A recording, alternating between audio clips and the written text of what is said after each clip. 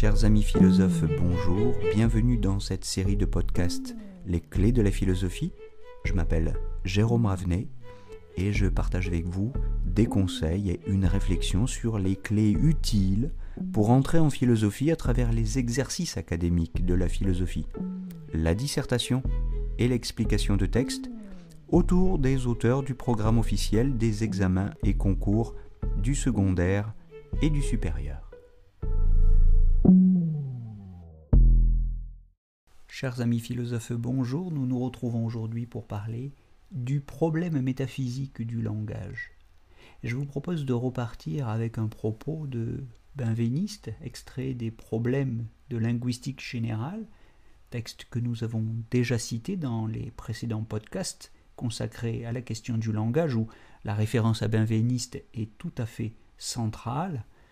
Benveniste écrivait qu'avec le langage surgissent aussitôt, je le cite, surgissent aussitôt de graves problèmes que nous laisserons aux philosophes, notamment celui de l'adéquation de l'esprit à la réalité. Fin de citation. Évoquant l'esprit, il veut évidemment parler des représentations qui sont dans l'esprit. Est-ce que ces représentations sont conformes, adéquates à la réalité qu'elles sont censées représenter, qu'elles imitent en quelque sorte, ou qu'elles prétendent imiter? Les discours, ceux des sciences, de la littérature, toutes les formes de narration qui parlent du monde, qui parlent d'un réel qui se tiendrait en face de nous, qui prétendent dire ce qu'est ce monde ou cette réalité, y parviennent-ils vraiment? Plus simplement, le langage peut-il représenter adéquatement le réel? Telle est la question métaphysique sur laquelle les métaphysiciens se disputent, au moins depuis le Cratyle de Platon et la République de Platon, et sur laquelle on peut argumenter contradictoirement, en répondant par oui aussi bien que par non. Alors essayons d'analyser un petit peu ces argumentaires. Si on répond par oui, eh bien c'est qu'on suppose que le langage imite le réel, le reproduit, comme dit Benveniste, ou le représente, comme le disent communément les philosophes, ou le dévoile plus ou moins fidèlement.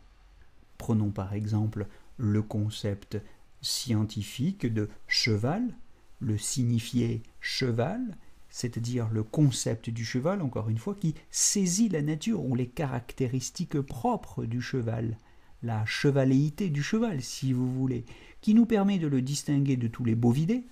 Le cheval n'a pas de cornes, par exemple, etc. Mais ça nous permet aussi de le distinguer du zèbre, de l'âne et du mulet, toutes sortes de distinctions très fines et précises que va s'ingénier à préciser la zoologie. On peut aussi prendre comme exemple les images du cheval, toutes ces images qui sont reproduites par tous les peintres et les poètes depuis la nuit des temps. Là, nous avons donc des concepts et des images qui imitent en quelque sorte une réalité, un objet réel dont ce langage est censé nous parler. Ce langage de la science sur le cheval, ou peu importe l'objet, ce langage prétend fonctionner comme une icône qui fait voir quelque chose de la nature même du réel, qui nous fait voir quelque chose de la nature foncière du réel. Par icône, ici, j'entends, attention, au sens large, et non pas en un sens strictement religieux, j'entends une fenêtre ouverte sur un réel qui se trouve en vis-à-vis. Le langage prétend être conforme à la chose en soi qui se tient en face de nous, bien qu'il n'en saisisse pas tous les aspects. Par exemple, même le discours le plus complet sur le cheval d'un point de vue scientifique ne nous dira pas tout ce que peut être un cheval, et que nous disent aussi les peintres, les poètes, etc. Dire que le langage imite le réel, c'est dire qu'il lui est semblable, ou tend à lui devenir semblable, même s'il ne lui est pas strictement identique. Attention, similitude n'est pas identité.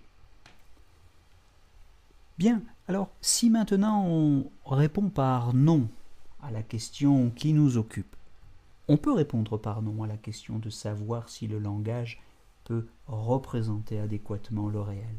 Si on répond par non, c'est qu'on pense pouvoir dire que le langage est artificiel. L'argument est celui de l'artifice. C'est parce que le langage est toujours inventé, conventionnel et donc arbitraire, qu'en se substituant simplement au réel, il n'en constitue qu'un simulacre, eidolon en grec, c'est-à-dire une idole. L'idole désignant, si vous voulez, en grec, non pas au sens religieux, mais au sens plus large qu'on lui donne en métaphysique, le substitut, le faux-semblant, typiquement le trompe-l'œil, qui se donne pour la chose elle-même dont il n'est que la représentation. Alors il y a tout un argumentaire sophistiqué qui dénonce le caractère conventionnel, artificiel, inventé, fabriqué du langage. Contentons-nous simplement de rappeler que si les mots étaient intimement liés à la nature des choses, il n'y aurait pas une telle diversité des langues humaines. La diversité des langues plaide en faveur de l'artifice, du caractère artificiel du langage. On va résumer ça joliment avec Shakespeare qui disait, dans Roméo et Juliette, « Qu'y a-t-il dans un nom ? Ce que nous appelons rose, par n'importe quel autre nom, sentirait aussi bon. » Fin de citation. Alors, effectivement, cette rose, on peut de fait la nommer en chinois, Mei Gui Hua, par exemple, et ça sent aussi bon. On peut donc considérer que le réel échappe au langage qui ne fait que se substituer à lui. C'est un simulacre, un trompe-l'œil. Mais il ne faut pas s'y laisser prendre, et c'est à cette distinction subtile, c'est à cet iconoclasme, c'est-à-dire à ce soupçon et à ce défi contre la représentation que nous invite Mallarmé lorsqu'il dit « Je dis une fleur, et, loin de l'oubli où ma voix relègue aucun contour, en tant que quelque chose d'autre que les calices sus, musicalement se lève, idée même et suave, l'absente de tout bouquet. » Voilà ce que dit Mallarmé, pour bien nous inviter à distinguer le réel, la fleur elle-même, et sa représentation. On peut donc émettre l'idée que, loin de saisir par imitation quelque chose de similaire au réel lui-même, le réel ne soit qu'un double illusoire qui en donne une représentation non conforme, fictive, arbitraire. Le langage, au final, voile et fausse le réel en le doublant, et cela d'autant plus cédons à la tentation de prendre les mots pour les choses. Alors, pourquoi le langage ne correspond-il pas au réel qu'il nomme ? Pourquoi le voile-t-il ? Peut-être que le langage voile le réel parce que sa fonction n'est pas de dévoiler. Il a peut-être d'abord, comme nous l'avons dit dans un précédent podcast, une fonction pratique ou psychosociale. Il y a une fonction instrumentale du langage, c'est-à-dire qu'on peut se servir de lui, mais sans plus prétendre y trouver une vérité. Comme le rappelle par exemple Bergson qui souligne que les mots sont des étiquettes, ou comme le dit le Sutra de Diamant, lorsqu'il affirme que le Bouddha n'est pas le Bouddha, et c'est pourquoi je l'appelle le Bouddha. Entendez bien, le Bouddha tel que je le nomme n'est pas le Bouddha tel qu'il est en lui-même, et c'est pourquoi, si j'en ai bien conscience, si j'ai bien conscience de la distinction qu'il y a entre le mot et la chose, alors je peux continuer à désigner la chose par un mot qui ne lui correspond pas exactement, auquel cas je ne suis plus dupe de mon langage. Et c'est bien le sens de toute cette réflexion métaphysique sur le langage. Ne soyons pas les dupes de notre langage, ne soyons pas dupes des effets de langage.